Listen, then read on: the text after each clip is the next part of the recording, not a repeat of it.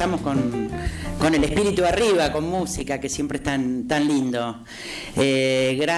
Muchas gracias por haberme invitado a este congreso que tiene esta tradición de hacerse todos los años, donde concurren tantas escuelas para pensar distintos aspectos que hacen a la vida educativa.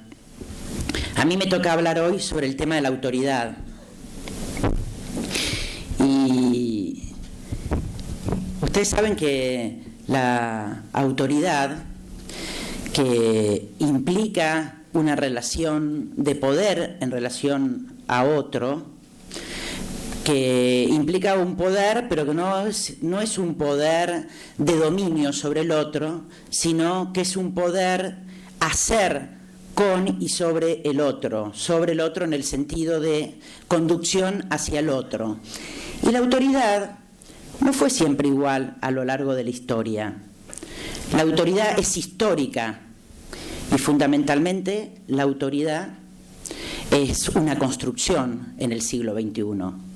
Si pensamos en términos de autoridad, pensando quizás en el siglo pasado, a mí me encanta decir siglo pasado porque parece hace mucho, también jorobo diciendo, como hay una canción de Alejandro del Prado que dice yo vengo de otro siglo, la mayoría de todos los que estamos acá venimos de otro siglo, suena impresionante, pero bueno, en el siglo pasado y en el anterior sabemos que la autoridad fundamentalmente estaba dada. La autoridad era lo que algunos autores llaman autoridad heredada. Uno heredaba, al ocupar determinado lugar, el principio de la autoridad. En las escuelas los veíamos claros. Llegábamos a una escuela, nos poníamos el guardapolvo blanco y por ocupar el rol de docente, el rol de directivo, ya éramos autoridad, porque esa autoridad venía dada por el lugar, por la tradición, y esa autoridad se sustentaba en que ese lugar, esa tradición, era el puente entre las generaciones anteriores y el futuro. En el caso de las escuelas, esto estaba claro porque la escuela tenía una promesa que cumplía estrictamente. Si pensamos en el siglo XIX, principios del siglo XX, hacer la escuela primaria era garantía de alfabetización y era garantía de empleo, como pasó a ser en el siglo XX. A mediados del siglo XX, fundamentalmente, realizar la escuela secundaria era garantía, si eras perito mercantil, de poder entrar a un banco o a un comercio, y si hacías la escuela, el bachillerato o la escuela normal, el ejercicio de la docencia y otras actividades. Por lo tanto, la escuela, el docente, al portar el guardapolvo blanco, ya estaba investido por el otro. El guardapolvo blanco te daba algo que el otro reconocía sobre vos. ¿Por qué? Porque te estabas autorizado por la historia y como garantía de acceso al futuro. Todos sabemos que los vínculos intergeneracionales han cambiado, que nosotros y que ese cambio, que muchas veces en las escuelas lo escuchamos como queja, los chicos ya no son los que eran, ya no hay respeto, etcétera. Los padres ya no nos respetan, los padres quejándose de los docentes, opinando sobre las cuestiones educativas, los docentes cuestionando también muchas veces el rol del director, el director cuestionando el rol del supervisor, hacen que haya cambiado la dinámica y la construcción del poder. Esto no es negativo. Habrá que pensar, los educadores, que en realidad somos los que siempre trabajamos contraculturalmente para transformar la sociedad. Vivimos en una sociedad competitiva, exitista, y nosotros lo que tenemos, el rol de la escuela es justamente formar ciudadanos críticos, solidarios, con compromiso con la comunidad. No podemos tener esta actitud de crítica ante una sociedad que cambia, y que cambia positivamente. El tema es que esto nos genera nuevos desafíos. Foucault dice, pasamos de una sociedad del deber a una sociedad del poder. El rol del docente también adquiere características diferentes. No solamente por esto que yo decía, que ya la escuela no garantiza, genera condiciones de posibilidad hacia la movilidad social ascendente, pero a diferencia de cómo era en el siglo pasado, no la garantiza.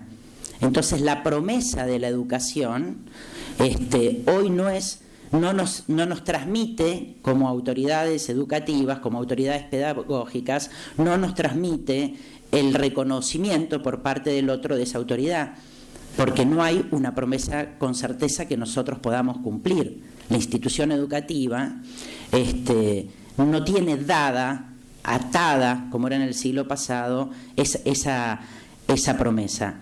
Y también la concepción de derechos ha cambiado. Pensemos que era distinto el vínculo entre el mundo adulto y el mundo de la niñez y de la adolescencia cuando los chicos eran considerados sujetos de tutela. Ustedes saben que las leyes, hasta que fueron modificadas a partir de la Convención de los Derechos del Niño, los chicos de alguna manera estaban en la categoría, que ahora también con el nuevo Código Civil y Comercial fue cambiada, de la discapacidad, aquellos que no podían tomar decisiones por sí mismas. Por eso se hablaba de la teoría tutelar, y ahora los chicos sabemos que son sujetos de derechos, pasan a ser de objetos de tutela a sujetos de derechos, y la voz de los chicos pasa a tener por ley un protagonismo fundamental. Esto se ve tanto desde cuando hay una situación de divorcios de padre, que los chicos son escuchados acerca de con quién quieren vivir,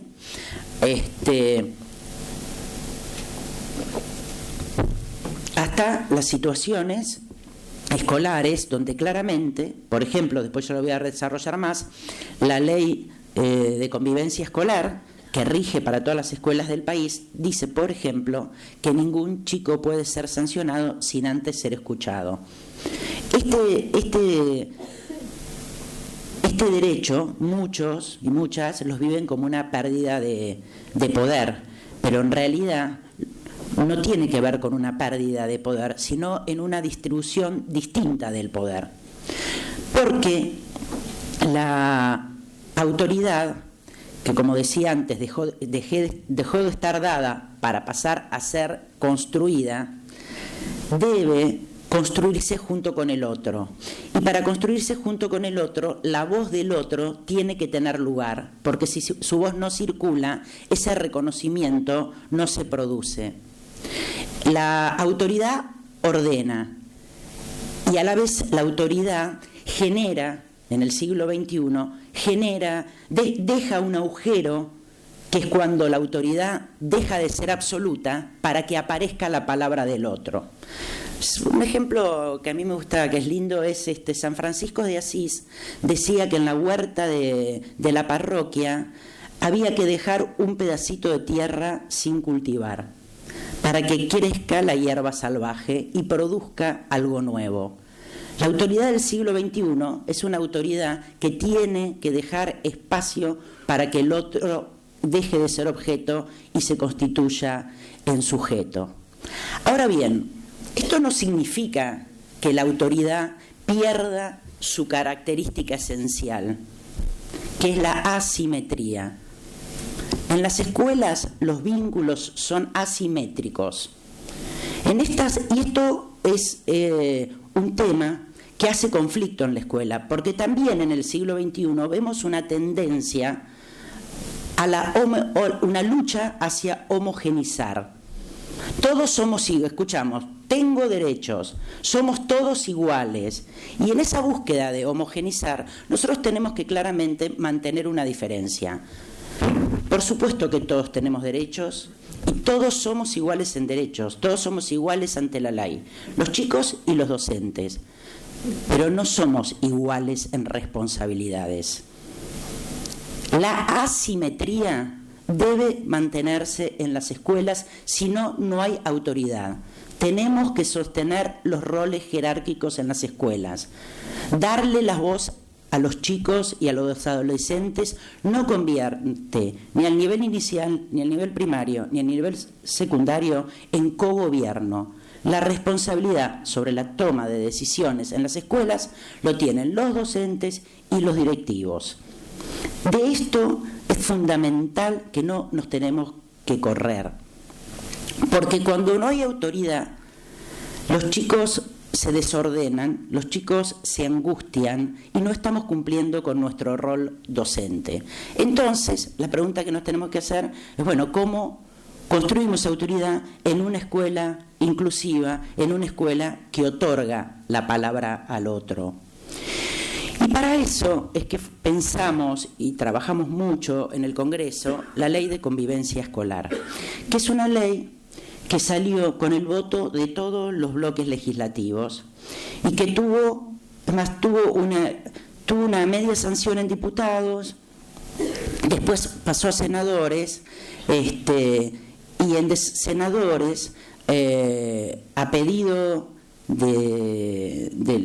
esto fue en el año 2012, a pedido de, no sé si se acuerdan, un chico que fue agredido por ser homosexual en una fiesta, que ahora es el secretario de Juventud de la Nación, fue recibida por la presidenta de Kirchner y él le planteó que esa ley debía ser modificada.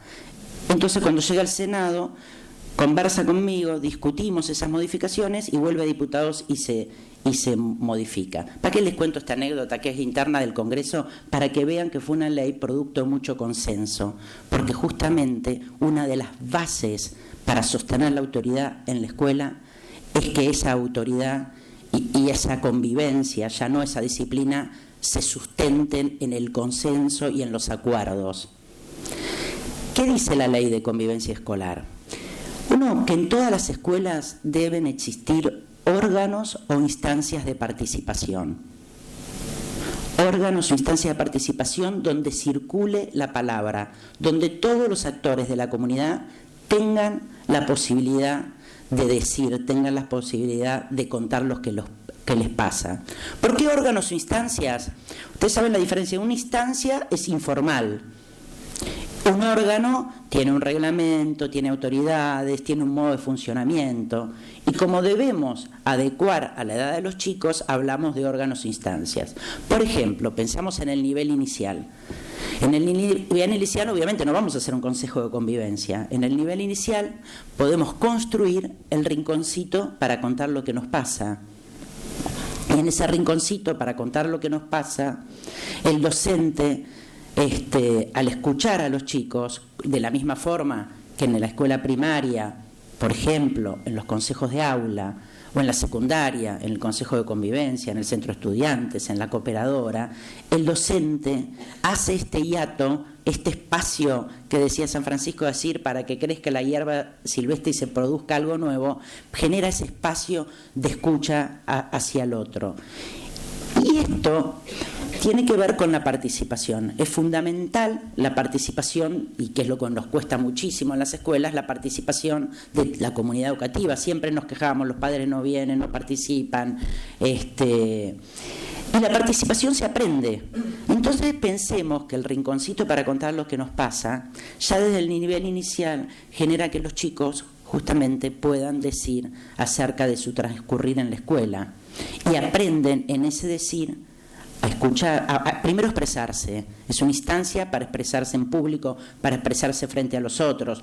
Muchas veces el rinconcito en el nivel inicial están todos los chicos, o a veces generamos el rinconcito, lo proponemos que la maestra o el ayudante están solos en el rinconcito esperando que los chicos vengan a contar lo que les pasa.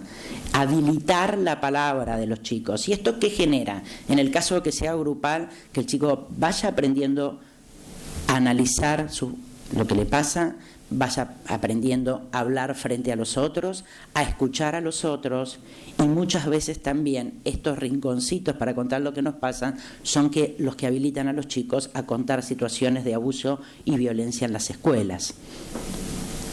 Si lo pensamos en el nivel primario, en general, pensamos en los consejos de aula, donde de manera sistemática hacemos espacios para que los chicos trabajen aquello que suceda en el aula, y esto habilita también todo lo que tiene que ver con el vínculo y la construcción de la autoridad, que bueno, Les cuento un poco los órganos y después volvemos a ese tema, si lo hago más ordenada la charla. Pensamos, como les dije antes, los consejos de convivencia en las escuelas secundarias. Entonces la ley dice claramente que todas las escuelas tienen que tener órganos o instancias de participación, obligatoriamente. Después, otra cuestión que dice la ley es que todas las escuelas, obviamente adecuado a la edad de los chicos, no nos referimos al nivel inicial, debe construir sus propios reglamentos de convivencia, sus propios acuerdos de convivencia. Los acuerdos de convivencia, vuelvo a repetir, en el nivel inicial son aquellas cuestiones que nos ponemos de acuerdo con los chicos, ¿no? Como por ejemplo, no sé, que no se pueden escapar del aula, y obviamente no tienen la formalidad de lo que es un acuerdo de convivencia en el nivel secundario. Los acuerdos de convivencia son fundamentales para garantizar la convivencia en una escuela, porque también otras cuestiones que no puedo dejar de decirles es que en el siglo XXI y a través de las leyes que nos regulan, como la Ley de Convivencia Escolar y como la Ley de Derechos del Niño, pasamos de un régimen disciplinar a un régimen de convivencia.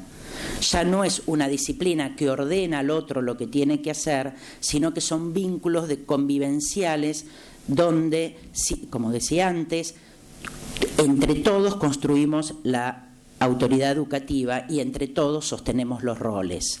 Estos roles, vuelvo a repetir, diferenciados y asimétricos. ¿Por qué acuerdos escolares de convivencia? Pensemos nosotros que, primero, que hay una cuestión clara, que es que para respetar la ley se tiene que comprender, y que las leyes, las reglas, para respetar la ley se las tiene que comprender. Pero hago una aclaración, un paréntesis. Los acuerdos de convivencia no regulan las leyes, porque las leyes son superiores a toda convivencia. No podemos en una escuela, en el acuerdo de convivencia, discutir si se puede pegar o no, si se puede dañar los útiles de la escuela, si se puede discriminar. Eso no se discute. Ahí es donde la autoridad funciona claramente en ese rol asimétrico. Lo que sí podemos discutir con los chicos, y esos son los acuerdos de convivencia. Los acuerdos de convivencia, por supuesto que también se ponen las leyes. En un acuerdo de convivencia ponemos que no, en nuestra escuela no se puede insultar, no se puede discriminar. Pero eso no es producto de una discusión con los chicos. Es producto de enseñarles por qué no se puede, hacerles entender la ley. Pero hay cosas que sí podemos construir con ellos. Un ejemplo típico de un acuerdo construido con los chicos y las chicas es, por ejemplo, el recreo. ¿Sí? ¿Cómo transcurrimos en el recreo? Ustedes saben que en muchas escuelas el recreo es un problema. Llegar a acuerdos de convivencia en el recreo es fundamental. Por ejemplo, muchas escuelas no tienen espacio como para que chicos y chicas, porque ahora por suerte chicas y chicas jueguen al fútbol. Porque si juegan al fútbol, quizás aquellos que no juegan al fútbol, bueno, hagamos los estereotipos. Si los varones están jugando al fútbol en una escuela con un patio chico, las chicas no solamente corren riesgo de un pelotazo o que se rompa un vidrio, sino que no tienen espacio para sus propios juegos. Entonces, el uso de los espacios en el recreo se puede, para usar una palabra que generalmente es peyorativa, pero es positiva, negociar con los chicos. También yo participé de un acuerdo escolar de convivencia donde lo que se discutió es el uso de la gorra. Vieron que hay ciertas comunidades que los chicos usan mucho la gorra, que los docentes decían que no, los chicos decían que sí. Entonces empezamos a trabajar sobre por qué los chicos querían usar la gorra y por qué los docentes no querían que los chicos usen la gorra. Bueno, para los chicos la gorra significa muchas cosas, lugares de pertenencia, identidades, etcétera, etcétera. Ahora, cuando los docentes empiezan a hablar porque no querían que usen la gorra, decían, pues bueno, porque los pibes se ponen gorra y no le podemos mirar los ojos. Y la verdad que no te das cuenta si te están mirando, no te das cuenta si te están prestando atención.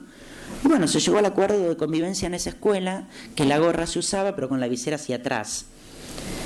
Esas cosas que parecen simples, nimias, implican un enorme proceso de escucha, de análisis crítico del pensamiento del otro y de toma de decisiones. Cuando en una escuela se construyen de esta manera los reglamentos escolares, los acuerdos escolares de convivencia, lo que se genera es un marco, un encuadre. Y esto es lo que cambia, es fundamental para el cambio entre disciplina y convivencia. Primero porque, ya vuelvo a hacer un paréntesis, el régimen disciplinar ya no sirve más. Aparte que ya, por ejemplo, las sanciones, las amonestaciones que se van acumulando hasta llegar a 25 amonestaciones no están permitidas, no provocan efecto, porque muchas veces los docentes decimos, pero bueno, por más que haga lo que haga, al chico no le importa. ¿Sí? Bueno, si volvemos al principio de la charla, muchas veces no le importa porque aquello que le está ofertando la escuela no genera. Cuando nosotros, por ejemplo, a cualquiera de nosotros nos echaban de la escuela por 25 amonestaciones, era un drama familiar y uno sentía que perdía algo de la del proyecto de vida. Ahora muchas veces los chicos esto no lo sienten. Entonces, los chicos tenemos que lograr que respeten las normas en base a la apropiación de estas normas y fundamentalmente en base a que aprendan a hacerse responsables de sus propios actos. Y aprender a hacerse responsable tiene que ver con un proceso, que es un proceso junto con otros. Entonces, la ley, volviendo a la ley, tenemos que todas las escuelas tienen que tener órganos e instancias de participación y que todas las escuelas tienen que tener acuerdos escolares de convivencia. Otra de las cuestiones que dice claramente la ley, que las sanciones, porque por supuesto que tienen que existir las sanciones, porque los chicos tienen que aprender a hacerse responsable de sus actos y que sus actos tienen consecuencias, pero la ley dice claramente que esas sanciones tienen que tener una finalidad educativa.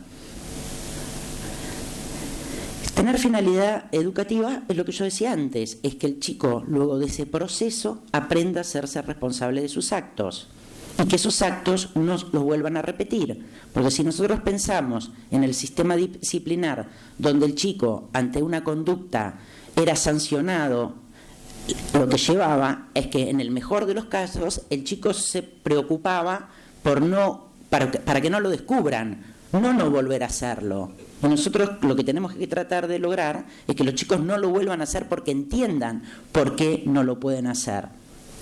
Entonces las sanciones tienen que ser educativas. Las sanciones, antes de sancionar, es obligatorio, si no es nula, los chicos tienen el derecho a ser escuchados. Las sanciones tienen que ser contextualizadas y progresivas. Y no existe más en la Argentina la sanción que implique la expulsión del sistema educativo. ¿Qué significa esto? Ustedes saben que la Ley de Educación Nacional y los convenios internacionales que son constitucionales dicen que la educación es un derecho humano fundamental. Por lo tanto, nunca una sanción puede privar un derecho humano fundamental. Por lo tanto, la sanción más grave que puede haber en un sistema educativo es el cambio de escuela, no la expulsión del sistema educativo. Y ahí marca una importante diferencia. La experiencia demuestra que los chicos que son sancionados con la sanción de cambio de escuela, si la escuela trabaja con la familia para encontrarles la mejor escuela para las características de ese chico, las trayectorias escolares en la siguiente escuela son mejores. Les voy a contar un caso que nos pasó de una escuela donde justamente como no se podía echar a un chico, los directivos de la escuela lo que hacen es a mitad del año decirle a los padres del chico, presionarlos para que los saquen a los chicos de la escuela. Los obligaron a firmar la voluntad de irse de las escuelas y dejaron al chico sin escolaridad a mitad de año y la responsabilidad de los padres en salirle a buscar escuela. Por supuesto, le fue casi imposible, pasaron los días, no les consiguieron escuela. A la semana el chico estaba en la puerta de la escuela y le rompió el auto, pero le dañó el auto a todos los docentes de la escuela. Porque dejar afuera a otro, expulsar al otro, genera violencia. La violencia es producto de la injusticia. Muchas veces se relaciona violencia con pobreza. No son los países más violentos los países más pobres, sino son más violentos los países más injustos. Y esto mismo sucede en la escuela. Por eso, si pensamos en la construcción de la autoridad, tenemos que pensar en qué rasgos hacen que un docente tenga autoridad, porte, porque ya no tiene, sino que porte autoridad. Y esto también está investigado. Cuando se les pregunta a los chicos a qué docente respetan, rarísimo que un chico diga al que nos deja jugar, al que nos deja hacer lo que querramos. Generalmente los chicos dicen que es al que más sabe de su materia, al que más le exige y al que es más coherente. Porque sostener la coherencia en una escuela es fundamental.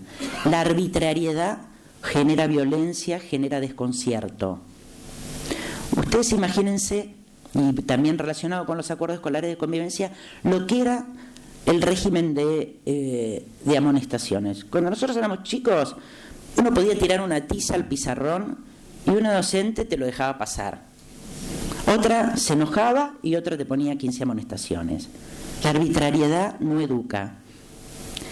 La coherencia es uno de los valores que más respetan las nuevas generaciones, porque esa coherencia les da un encuadre, les da tranquilidad, es saber qué pueden esperar del otro, y en ese poder esperar del otro es también qué pueden contar con el otro. Ahora bien, estos rasgos que hay que tener, coherencia, conocimiento, seriedad, respeto por el vínculo del otro, tienen que poder ser los rasgos de la institución. Porque si nosotros le pedimos todos estos rasgos a los docentes, muchas veces es muy difícil sostenerlos, y todos somos diferentes y a algunos nos cuesta como docentes más o menos determinadas cosas. La tarea del docente es titánica, casi insoportable, y así muchas veces terminamos todos medios colifatos, porque justamente se le pide al docente que sostenga la escuela en el vínculo con sus alumnos. Emilio Tente Fanni dice, lo que tenemos que generar es efecto institución. La institución es la que debe portar la autoridad. Por supuesto, los docentes también, pero para que la tarea no caiga, porque si no vemos escuelas donde decís, bueno, muchas veces los que son directores lo sabrán. Los chicos con tal maestra son, o un chico en particular, es un desastre con tal maestra y no con el otro. Depende en la clase de qué, cómo se porten los chicos. En realidad, la autoridad tiene que estar portada por la institución. Para eso, la institución tiene que tener coherencia y tiene que tener sus propios acuerdos de convivencia entre los adultos y con la comunidad educativa, es decir, con los niños, los padres, los auxiliares. Por ejemplo, muy fuerte en relación a la crítica de los padres a los docentes.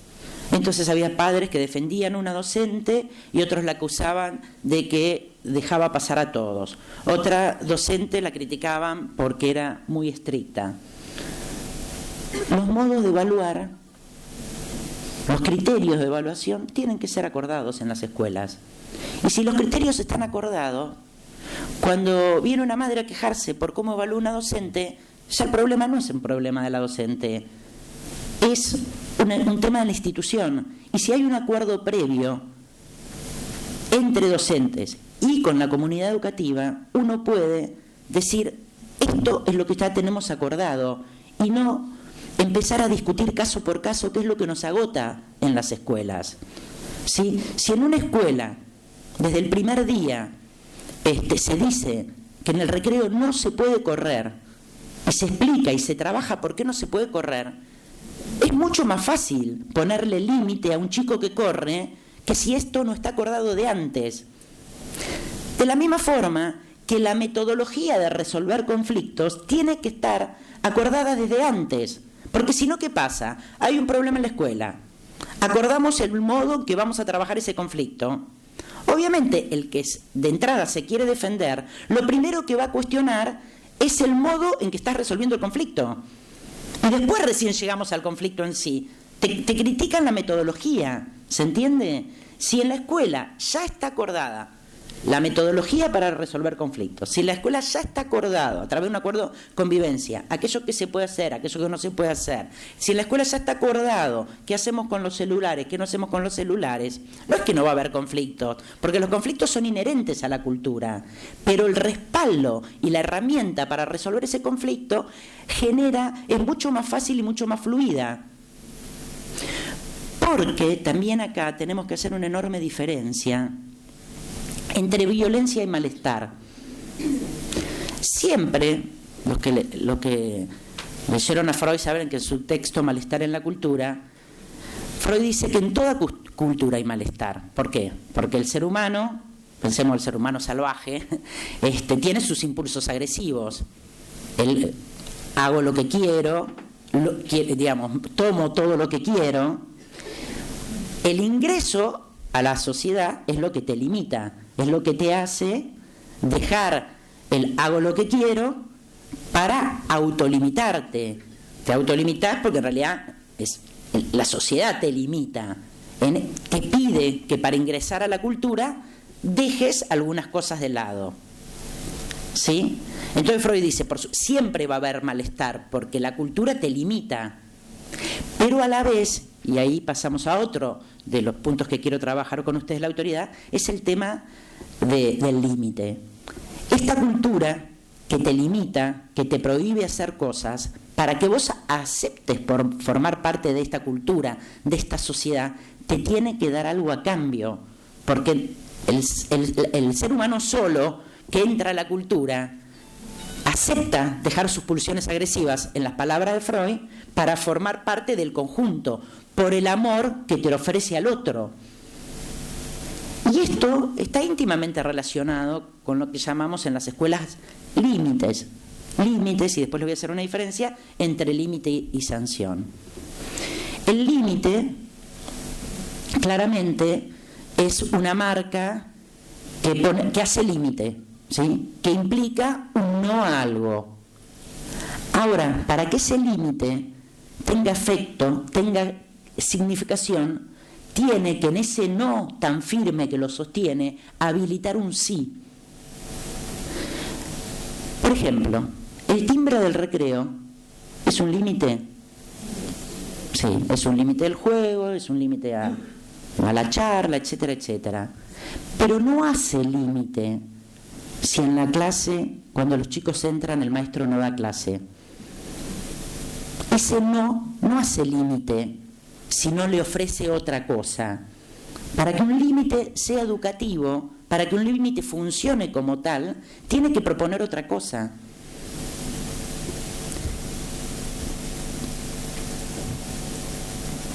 Y el límite, a la vez, es diferente a la sanción, porque la sanción es un límite, ¿sí? Pero es el aspecto punitivo de un límite. El timbre es un límite no punitivo, la sanción es punitiva. Ahora bien, como les decía antes, esa punición tiene que hacer lazo con el chico y tiene que posibilitarle otra cosa para tener un efecto educativo. Las sanciones, y como les decía antes, la ley dice claramente que antes de ser sancionado, esa conducta que el chico realizó tiene que ser contextualizada y el chico tiene el derecho a ser escuchado. Nosotros tenemos muchas veces chicos que agreden mucho, ¿sí? Entonces nos podemos encontrar en una situación donde un chico, no sé, le da una piña a otro compañero, le pega, le rompe los útiles. Les cuento un caso. En una puerta de una escuela, dos chicas agarran a otra y la verdad que le pegan muy mal. Inmediatamente se las manda a la dirección. En la escuela tradicional le hubieran puesto 24 o 25 amonestaciones y las echaban de la escuela porque realmente le pegaron mal a la otra compañera. Ahora la directora les pregunta por qué le pegaron. Entonces las chicas cuentan que porque la habían encontrado sola, que era casualidad, que podría haber sido ella u otra, que formaba parte de un grupo que desde primer año, estaban en cuarto año, a ellas dos las marginaban y les decían villeras, negras de mierda, etcétera, etcétera. Entonces, es distinto pegar por pegar, que nunca es pegar por pegar, pero a los efectos pedagógicos, digo, pegar por aquello que contaron estas chicas que pegar por otro motivo, ¿sí? Escuchar este motivo, digo, los chicos pueden pegar porque no saben manejar sus impulsos, porque se sienten atacados por otro, porque se sienten no escuchados por el docente y para llamar la atención, porque están viviendo un proceso en su casa. Hay muchos motivos por los cuales los chicos pegan. Y escuchar, pegan o hacen cualquier otra cosa, esto lo estoy usando como ejemplo. Escuchar esto nos permite contextualizar y llevar adelante herramientas que hagan que ese episodio en la escuela no siga sucediendo. Por lo tanto, en este conflicto que yo les acabo de contar, faltan otros actores. Faltan el grupo de chicas que insultaban y que discriminaban a estas dos chicas, y falta la comunidad educativa toda, porque si llegamos a que dos chicas tengan este nivel de agresión, porque venían siendo bullying, para usar una palabra conocida, desde cuarto año, esto que pasó ya no es un problema de estas dos chicas, es un problema institucional, y la resolución de este problema es un problema de la institución, porque si no, mañana va a volver a pasar otra cosa, y es así donde nuestra vida se hace imposible de sostener. Ahora bien, después de todo esto que yo le conté a estas dos chicas, ¿no hay que sancionarlas? Sí, claro que hay que sancionarlas, porque después hay otra cosa. Que a mí me enerva, pero bueno, es producto de cómo se van dando las cuestiones, que a medida que vino la democracia en nuestro país, que empezaron los consejos de convivencia, los derechos del niño, escuchar a los chicos, muchos adultos se corrieron del lugar. Ahora no podemos hacer nada. No es que no podemos. Ahora los chicos ya no se los puede sancionar. Ahora los chicos hacen lo que quieren porque no les podemos poner límite. No es así. No podemos ponerle las mismas sanciones que le poníamos antes. No podemos hacer las cosas como las hacíamos antes. Pero por supuesto que tenemos que sancionar educativamente a un chico para que se haga responsable de sus actos y que entienda que no puede hacer lo que quiera, por más que tenga un dechado de justificaciones. Escuchar al chico. No es decir, ay, bueno, pobrecito. A veces sí, digamos, uno puede dejar pasar una conducta o entenderla o hacer otro tipo de cosas, pero por supuesto que tiene que haber sanciones. De la misma forma que el funcionamiento de los consejos de convivencia. Mi experiencia en los funcionamientos de los consejos de convivencia ahora ha ido mejorando, porque por lo menos en la Ciudad de Buenos Aires fuimos trabajando bastante. Ahora no podemos hacer nada porque decide el Consejo de Convivencia. Eso no es así. La ley dice claramente que en las escuelas la última palabra lo tienen los directivos. Y esto hay que sostenerlo. Vuelvo a lo que decía antes, no lo podemos sostener solos. Lo tiene que sostener la institución. Los docentes tienen que estar respaldados por la institución. Y la institución tiene que estar respaldada y encuadrada en estos acuerdos. Yo conocí una directora que cuando empezaba el ciclo lectivo en las escuelas, vieron que fundamentalmente vienen los padres de primer año, de primer grado, les decía en público a todos las reglas básicas del funcionamiento de esa escuela. Claramente decía, en esta escuela no se discrimina, en esta escuela no se pega, en esta escuela... Uno puede decir, bueno... Pero este simple decir, y a la vez sostenido cotidianamente, porque el primer día los chicos escuchaban que en esa escuela no se discriminaba, y después todos los docentes habían acordado que si escuchaban, aunque sea a lo lejos, que un chico le gritaba a otro, que yo puto o lo que sea, tenían que ir a decir, a marcarle, señalarle que esto no podía estar, porque si no hacemos acuerdo de convivencia... Y bueno, qué sé yo, estamos recansadas, estamos en el recreo, escuchamos que alguien, villera, gorda, antiojuda, lo dejamos pasar. No, la coherencia hace sostener a lo largo del tiempo acuerdos, es lo que es sumamente trabajoso, tremendamente trabajoso, pero una vez que se logra, la escuela se ordena y pasamos a tener escuelas con mayores e importantes niveles de convivencia. Si les parece, ya que he hecho el marco general, hacemos algunas preguntas y luego yo sigo. Si alguien quiere hacer una pregunta, le acercamos el micrófono, trabajamos en equipo. Mientras van preparando, creo que las chicas están con los papelitos y Marina está juntando las preguntas, pero aprovecho para hacerte, Mara, la verdad que muy claro todo lo que decís. Sé que trabajas mucho con el tema y nosotros desde la asociación particularmente muchas veces recibimos preguntas, cuestionamientos, consultas de nuestros socios en relación a cuando hay conflictos en las escuelas, muchas veces intervienen las inspectoras y no se respeta en muchos casos la resolución del Consejo de Convivencia de los equipos directivos y la instancia de supervisión.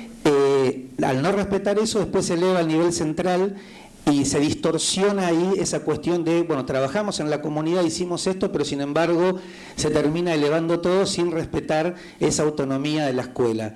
Entonces creo que esto tiene que ser un trabajo de todas las instancias. Exactamente. Miren, cuando yo fui subsecretaria de Educación, sí, ese es un enorme problema. Los acuerdos también tienen que ser a nivel supervisión y a nivel central. Cuando uno es autoridad, yo fui subsecretaria en la ciudad, porque en la nación no vienen los padres. Los padres vienen por todo, ¿no? A golpear la puerta de la autoridad. Nosotros en eso éramos estrictos. Si la escuela cumplió con la norma, no podemos cuestionarla. Si no viola ningún derecho, no podemos cuestionarla.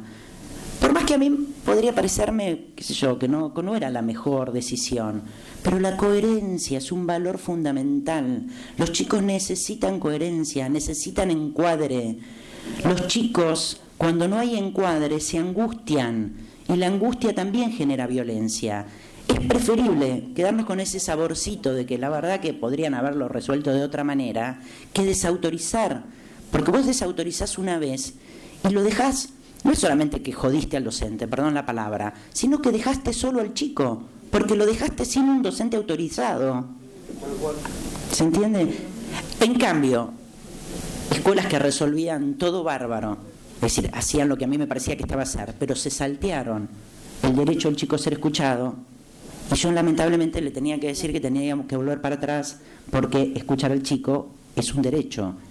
En esta vez lo habían resuelto bien, pero muchas veces escuchar al chico te cambia todo el esquema de intervención. Es muy común. Otro caso, es decir, chicos que no dejan dar a los docentes clases. No hay forma, lo mandan a dirección, llaman a los padres. La escuela, 20 llamados a los padres que a veces venían o no venían, porque el chico hacía imposible dar las clases. Bueno, luego de un momento se empezó cambio de autoridad en la escuela y dice, bueno, pero este chico ve el acta y dice, pero lo único que hicieron es llamar a los padres. 20 veces, decía Einstein, si hacemos 20 veces lo mismo, vamos a tener 20 veces los mismos resultados. Se hizo un trabajo con una asesora pedagógica, empezar a trabajar con los chicos. Los chicos al principio no te dicen por qué hacen eso, porque ni siquiera ellos saben por qué hacen muchas veces lo que hacen. El pibe logró, después de varias charlas con la asesora pedagógica, decir, y bueno, si a mí ya me dijeron los docentes que me dijeron los docentes que a mí no me da la cabeza, entonces ¿por qué te va límite? Dice, dar clases es un límite. Cuando vos estás dando clase, le estás poniendo un límite a que los otros se porten bien y se callen. Pero si le das clases, si vos al otro lo dejás afuera, entonces no es lo mismo un chico que no te deja dar clases porque, no sé, no sabe manejar la ira, que un pibe que no te deja dar clases porque en realidad le dijeron y en su inconsciente está que él está al pepe en la escuela. Entonces, es decir, escuchar y comprender es tener una estrategia, no como yo llamo el amiguismo pedagógico, ay, pobrecito, hiciste bien estar molestando todo el año por culpa de que te dijeron eso. No es amiguismo pedagógico, es darte una estrategia distinta. Si lo que escuchaste es que el chico está fuera de la escena escolar porque a 2 o 3 docentes se les ocurrió decirle que no le daba la cabeza. Abonando lo que decía Martín, Mara, quiero contar brevemente un episodio cierto y palpable, ¿no? En una escuela, un grupo de alumnas había cometido un acto bastante serio que implicaba una conducta social disruptiva. Bueno, cuando se produjo, se convocó inmediatamente el Consejo de Convivencia, estoy hablando de una escuela secundaria, actuó correctamente, hubo una decisión de que esas alumnas, al año siguiente, estábamos en el mes de noviembre, no debían volver a ser reinscriptas. Inmediatamente los directivos se pusieron a la búsqueda de escuelas. Se convocó, por supuesto, se hizo las instancias con la supervisión del nivel, vinieron supervisoras, actuaron supervisoras, quedó todo registrado en actas, y cuando quedó definido, no volvían al año siguiente.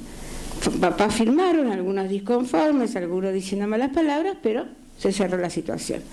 Al año siguiente, 2 madres acuden a la supervisora del nivel a llorar la situación de que bueno, que no podían más llevarlos a otro lado, porque las escuelas que había por la zona eran más caras, estamos hablando de privada, que no querían mandarlas al Estado por una serie de circunstancias, que no viene al caso, y la inspectora llama al director y lo insta a reinscribir a las chicas. Cuando las chicas el primer día de clases se presentaron por el director un poco preocupado, le comentó a los propietarios de la escuela, los propietarios de la escuela dijeron, no, mantenete firme, porque esto no, estábamos todos con un acuerdo. Entonces la inspectora aduce que como no le habíamos mandado la carta documento antes del 30 de octubre, no sé si conoces esa... Y el hecho había sido en noviembre, no sé cómo quería que retrocediéramos en el tiempo. Bueno, lo más importante y lo que quiero rescatar de la importancia del Código de Convivencia y de los alumnos es que los alumnos se enojaron, claro, porque se sintieron burlados.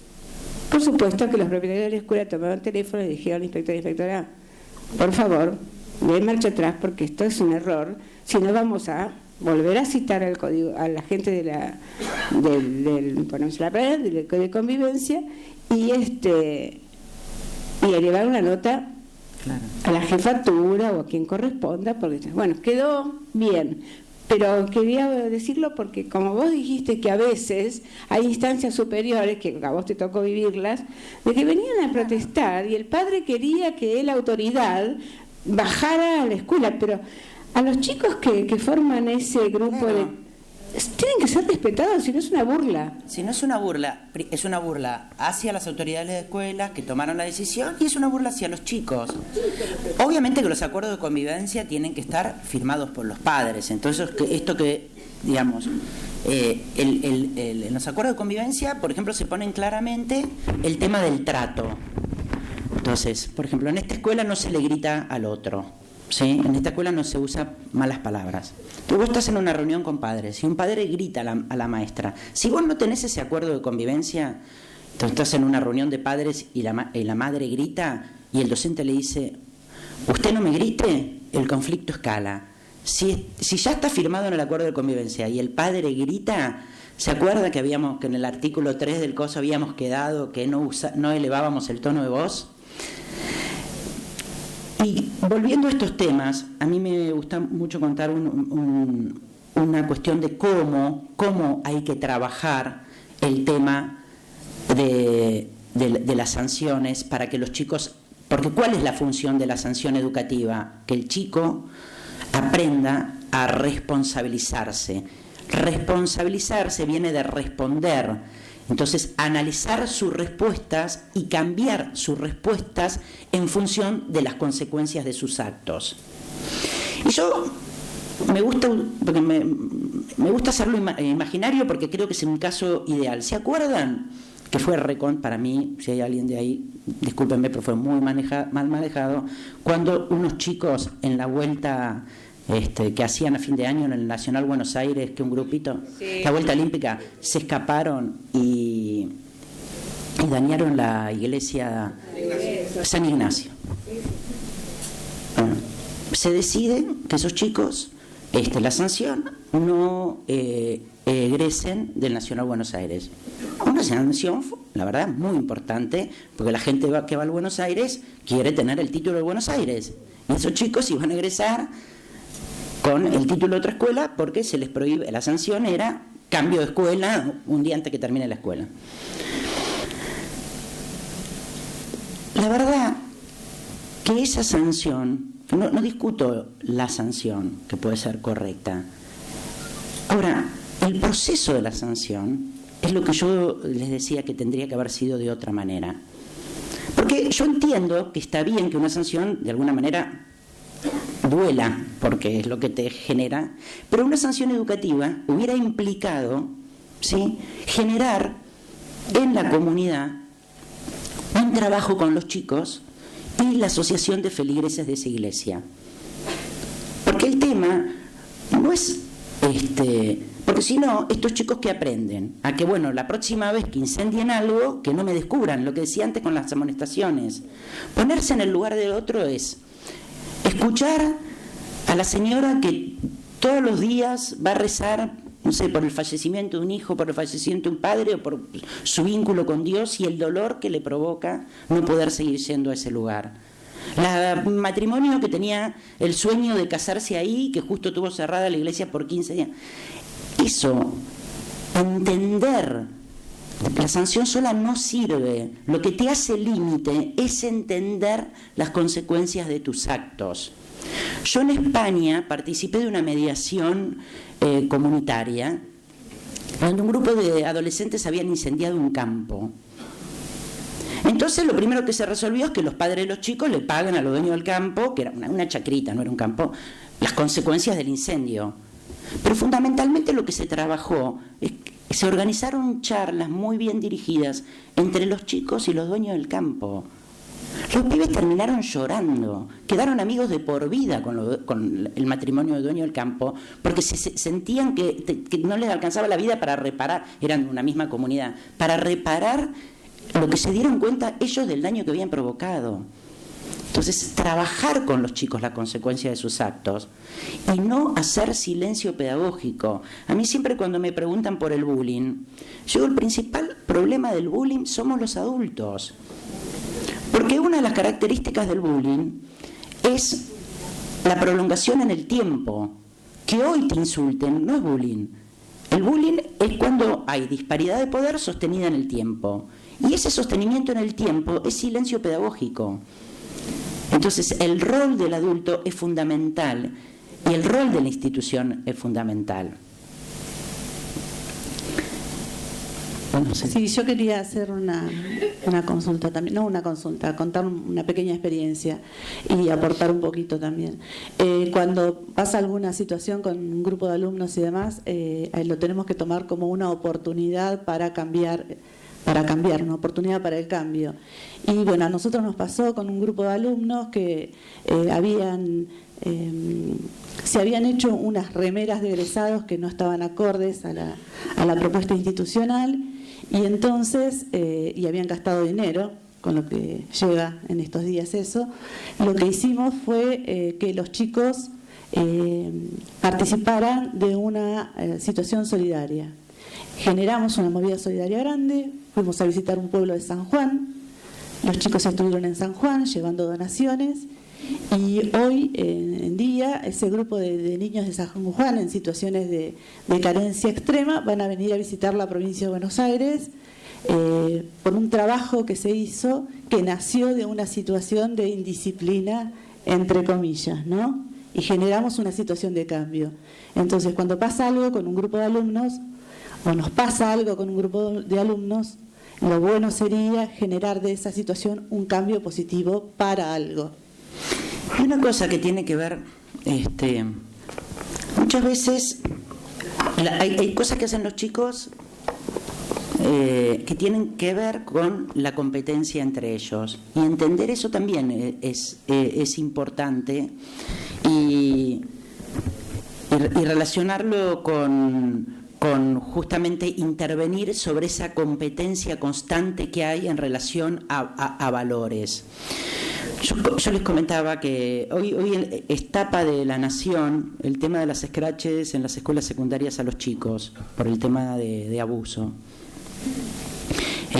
Si quieren después nos metemos en ese tema, pero tiene que ver con la educación sexual. Ustedes saben que la educación sexual fundamentalmente lo que busca es el cuidado de uno mismo, el cuidado del otro, el respeto por el otro, el respeto por la diversidad, el respeto por los tiempos, romper los estereotipos de género. Y por ejemplo, en el tema de estereotipos de género es muy común que cuando uno indaga en la violencia entre chicos, una vez un periodista me preguntaba, porque había salido en el diario que una chica le había roto la cara a otra, y cuando le preguntaron por qué la había lastimado, y dijo: porque es la linda del curso. Entonces la periodista me preguntaba si la belleza genera violencia. Entonces yo le digo: no, la belleza en sí no genera violencia. Lo que genera violencia son los estereotipos de género impuestos que dicen que si no sos linda no vas a tener auto, no te vas a formar una familia, no vas a ser feliz. Entonces, si no sos linda te sentís excluida, y eso es lo que te da bronca y genera la conducta violencia hacia la linda. Entonces muchas veces atrás de las violencias están ese tipo de sustentos. Trabajar la educación sexual integral. Yo muchas veces escucho y que muchos nos hacen creer que la educación sexual es otra cosa. No, eso es educación sexual integral, y eso hay que trabajarlo. Los estereotipos de violencia, de belleza, los estereotipos de virilidad y de hombría. ¿Cuántas veces en conflictos en las escuelas que los chicos, todo un grado lleno de escupitazos? Terminás trabajando y te das cuenta que es una competencia entre varones, ya saben para qué, el que llegue, el escupitazo que llegue más largo. Muchas veces trabajar estereotipos de género, atrás de muchos conflictos hay violencias que tienen que ver con la sexualidad. Entonces trabajar ese tipo de cuestiones también ayuda, y justamente escuchar a los chicos antes de sancionarlos. Y una cosa es escupir porque nada te importa. Mira, en ese caso de la escupida de los chicos, el caso de la escupida lo llamamos entre bromas, dos cosas. Trabajamos en consejo de aula donde los chicos primero contaban por qué lo hacían, que ahí el docente con buena escucha se terminó dando cuenta a qué estaban jugando. Y segundo, tuvieron una charla hermosa con la señora de la tarde que limpia la escuela. Entonces, entre la escucha de por qué lo hacían y que los chicos se pudieron poner en lugar, porque una cosa es escupir en abstracto y otra cosa es que te venga después una señora a contarte lo que es para ella tener que estar limpiando eso. Entonces, la escucha y la participación y el generar una escena de diálogo en relación a eso hizo que en ese grado no se escupa más. Sí, quería hacer comentar una experiencia, en realidad, que uno ha tenido a veces con las vías jerárquicas, ¿no?, que decimos de la autoridad.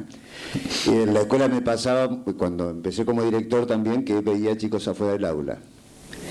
Y venían al director diciendo: bueno, me manda el profesor para que me ponga una sanción. Y digo: yo no tengo nada que ver. Entonces se lo mandaba al aula y después venía el profesor por segunda vez. No, me dice que me tiene que poner una sanción.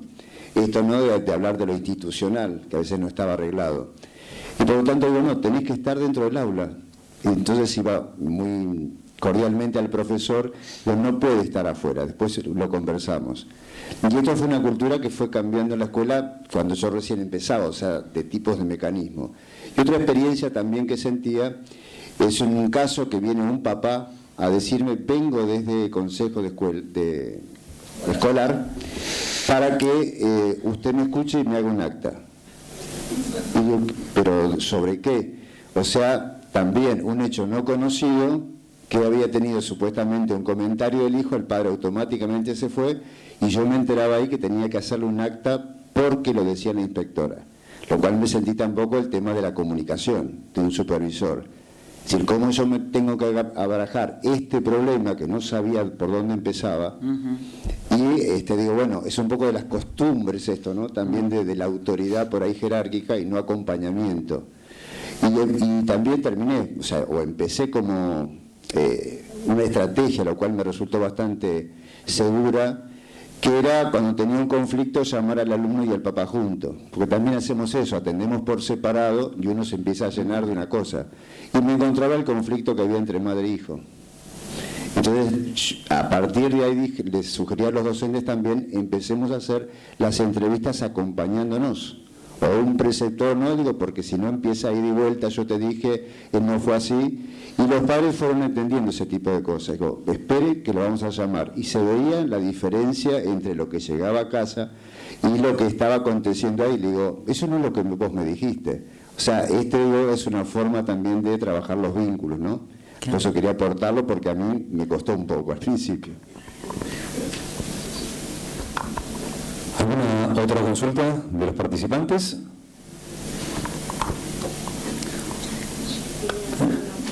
Por aquí, a ver. No, un aporte simplemente. Me había quedado un poquito con la experiencia que habían comentado ya de como una oportunidad y la importancia de contextualizar, que tiene que ver con que todos nos hagamos cargo en qué aporte para resolver una situación de conflicto. Creo que una de las herramientas más importantes tiene que ver con esto de la última experiencia de trabajar en equipo, ¿no? Complementándonos según el rol que nos toque ocupar, pero la complementariedad en la resolución de un conflicto, no algo verticalista. Claro. Es que la escuela tiene que ser una institución, y una institución es un conjunto de personas articuladas. La verdad que si es una suma de individuos no articulados, la tarea docente es titánica y casi diría imposible. Es fundamental la articulación entre el mundo, primero entre el mundo adulto, porque la responsabilidad mayor es nuestra. Y sostener la asimetría es difícil en este mundo que puja por homogeneizar. Lo primero que te dicen, yo tengo derecho. Los derechos no van en contra de las responsabilidades y de las jerarquías. Es decir, que el chico tenga derecho no rompe que vos sos la directora, o que vos sos la maestra, o que vos seas la madre. Y lo mismo le pasa a los padres. Es decir, hay que hacer acuerdos en las escuelas donde, por ejemplo, no sé, muchas veces se acuerdan en las escuelas que los docentes pueden explicarle a un padre las estrategias pedagógicas, pero no se discuten con los padres las estrategias pedagógicas. Hay ciertas cosas que hay saberes, nadie va a un médico a discutirle, y eso hay que trabajarlo. Ustedes me dirán, bueno, pero ¿cuántos padres vienen a la reunión?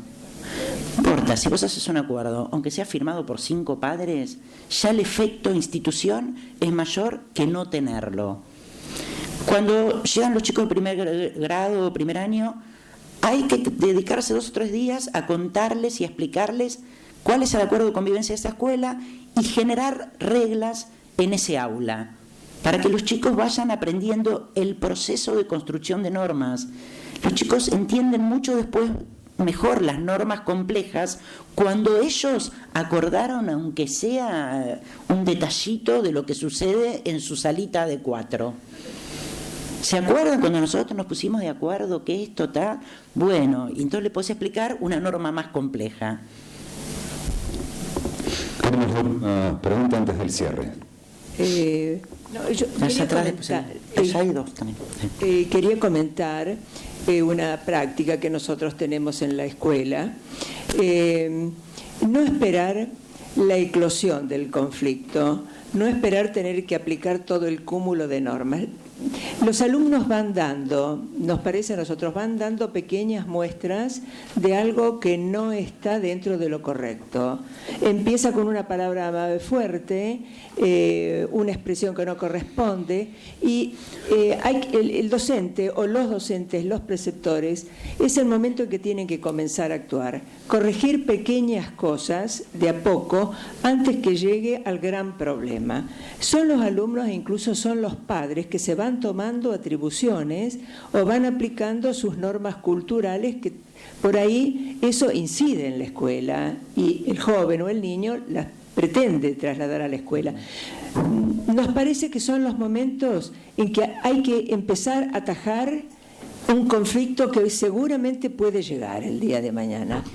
¿Cuál es tu nombre? Norma. Ay, Norma, gracias por hacerme la pregunta, porque creo que hay algo importantísimo que me parece, no sé si no lo dije o no lo dije, claro. por supuesto que lo que hay que trabajar es fundamentalmente en la prevención, y para eso están los órganos de participación. Uno de los grandes errores que se cometió en la aplicación de la ley de convivencia es que se usan los consejos de convivencia cuando se produce el conflicto para ver cómo lo resolvieron. No es así. Tanto los consejos de aula, el rinconcito para contar lo que nos pasa, los consejos de aula en primaria y los consejos de convivencia tienen que reunirse sistemáticamente desde que empiezan las clases para justamente que circule la palabra y ya escuchar los problemas que pasan a la escuela. Vos no podés enterarte que hay discriminación entre los chicos que viven en la villa o entre los gordos o entre los flacos cuando el conflicto está. O que el docente de historia los maltrata, o que se sienten solos en no sé qué cosa, o en que fulanito de tal tiene un vínculo de estas características con las nenas. Los chicos se tiene que hablar acerca de la vida escolar, y esos son los roles de los órganos de participación. Debería ser el último rol resolver el conflicto. Una escuela que dialoga todo el tiempo y que circula la palabra, lo que te lleva es a que no escale ese conflicto. Entonces, cada 15 días, en un aula de primaria, la maestra durante 2 horas charla con los chicos. Primero, con eso están enseñándole a tomar la palabra, a explicarse, a contar lo que los pasa. Y ahí van surgiendo justamente las dinámicas de convivencia. Entonces, a ver, en educación sexual también se trabaja mucho eso. Bueno, a ver, en las peleas que ahora hay muchos secundarios, nosotros decimos, bueno, empecemos a hablar. Está en crisis, el vínculo entre los varones y las mujeres está en crisis en los adolescentes. Entonces empezar a hablar, bueno, a mí me molesta que pasa tal cosa, que ellos siempre nos empujan, que esto, que lo otro. Prevenirlo, que circule la palabra, o esto, ¿no? De escuchar que en una división hay, valga la redundancia, una división entre grupitos, y ya empezar a trabajar sobre esos. Uno empieza a ver y los chicos empiezan a contar, vemos que siempre unos están con unos, otros están con otros. Entonces, en esos consejos de aula, en esos consejos de convivencia, trabajar los vínculos en la escuela por fuera de los conflictos, sin conflictos. Se tienen que reunir en épocas de no conflictos. Y si se reúnen en épocas de no conflictos, cuando se reúnen en época de conflicto, las cosas se resuelven muchísimo más fácil. Los órganos de participación son justamente para eso, no son para resolver conflictos. Porque si fueran para resolver conflictos, lo que están haciendo es desautorizar a los docentes. Porque si de última, por más que la última palabra la tenga el docente, pero el mundo adulto no escuchó nada hasta que llegó al Consejo de Convivencia, el Consejo de Convivencia, donde estamos todos, resuelve, la verdad que deja muy desautorizado a las autoridades, docentes, equipos técnicos de la escuela, que no haya habido este proceso. Y fundamentalmente, si queremos formar ciudadanos democráticos, tenemos que tener entrenamiento en participación. Yo creo que un gran problema que tenemos los docentes es que nosotros no venimos de prácticas de participación. Nosotros no hemos participado, algunos y otros no, pero no venimos de una cultura. Nosotros, vivimos muchísimos años de dictadura y un día se dijo, vino la democracia, ahora participamos. Y a participar se aprende. No es... la gente muchas veces dice, esto se ve claramente, por ejemplo, en discusiones en sindicatos, donde hay asambleas y se cree que se participa. Hay una autora que hablaba que decía participación real o como sí de participación. La mayoría de las instancias, María Teresa Sirven, son como sí de participación, donde todo el mundo habla, todo el mundo grita, nadie se escucha y después se vota. Eso no es participación. La participación es un diálogo, es poder suspender tu pensamiento y entender la lógica del pensamiento del otro, por más que no estés de acuerdo. Y eso es un proceso que se va dando de a poco y que se trabaja. Entonces, por eso insisto, es fundamental hacerlo desde el nivel inicial, y nosotros mismos, también que haya participación en el vínculo, porque también les exigimos a los chicos que participen, a los docentes que hagan que los chicos participen, y en las escuelas la única que toma las decisiones es la directora o como representante le gana y los miro para que no crean que no les vamos a dar a ellos también. ¿No?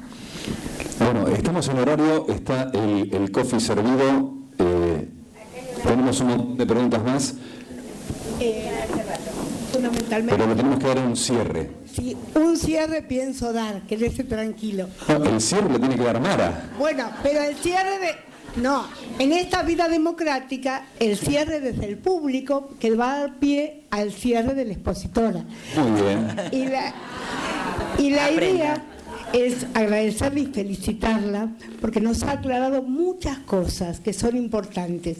Y quienes venimos en la educación del siglo pasado, incluyo, porque empecé en la docencia en 1965, cuánto ha pasado en la vida y de todo lo que nos ha dejado, y es mucho para trabajar, es el rol que tenemos los directivos de las instituciones en formar a los nuevos docentes, los que ingresan y en la carrera terciaria, universitaria. Todo esto creo que tal vez no se trabaja y es el rol que nos cabe a todos y nuestra obligación ética fundamentalmente el formar a los docentes para que puedan hacer todo esto que es válido, básico y es la vida democrática. Entonces la clave está en cómo cada uno de los que estamos hoy acá, cuando lleguemos a nuestras escuelas, nos propongamos, bueno, ¿qué tenemos que cambiar? ¿Qué tenemos que, de alguna manera, repensar? Más allá de lo que haya llegado, de los acuerdos de convivencia, los acuerdos de aula, el rol del docente y el docente alerta, el docente que se anticipa y el docente que consulta con la conducción. Y ahí estará el trabajo de la conducción democrática del presente y del futuro. Así que muchas gracias. Bueno, gracias. Bueno, quedaron varias preguntas, no sé si se quieren acercar con la licenciada y lo charlan en un segundo. Bueno, está el coffee. Nada, simplemente darles muchas gracias. Tenemos que trabajar en equipo, no es el docente solo, es con el apoyo de una institución. Sostengamos el rol asimétrico, defendamos nuestra autoridad, no tengamos ni miedo ni fascinación ante las nuevas generaciones, construyamos responsabilidad. Bueno, muchas gracias. El aplauso para la licenciada Mara Bravo.